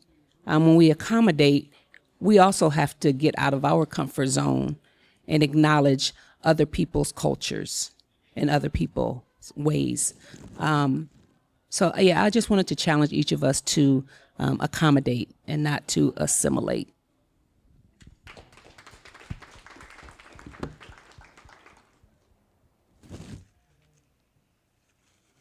I just have one last something to say.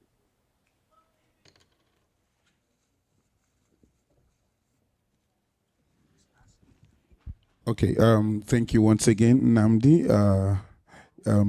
I appreciate everyone for their contribution, especially the panelists and their time. But I think I remember what you said about educate before you.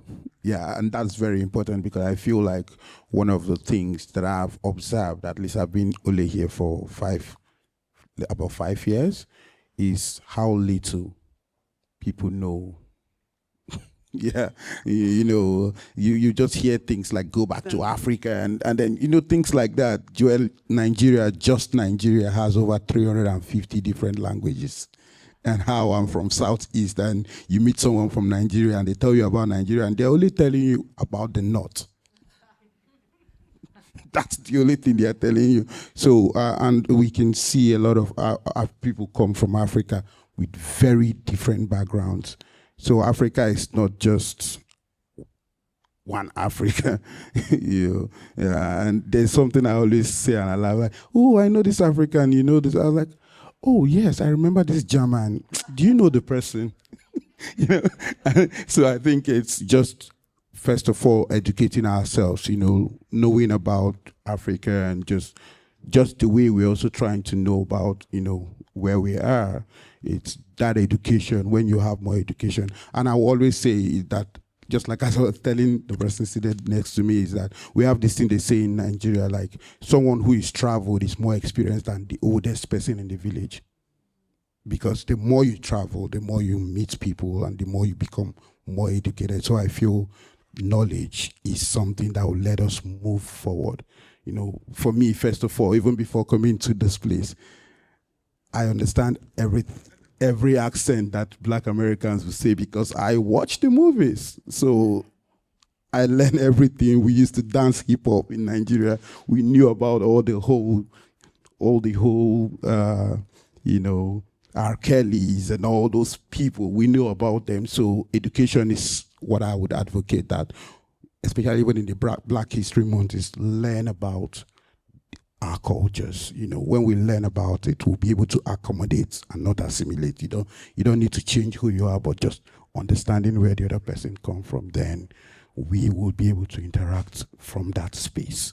I think that's what I would say. And then before I go, thank you, the mayor, at least is here. I've been to other communities and I see how they don't react to snow and all that. So, you know, I'm seeing a lot of things that I appreciate about Iowa City. I didn't like it at first.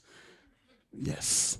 But, you know, but it grows on you and all that. So I want to appreciate at least you're here and then other people in the council and this event. I was very happy about it. That I was writing my dissertation. I was like, I remember that there's this event, and I'm like, I need to be here because this kind of topic are very interesting to me, and I appreciate the time that all of you spent to share, you know, your knowledge with us. Thank you very much.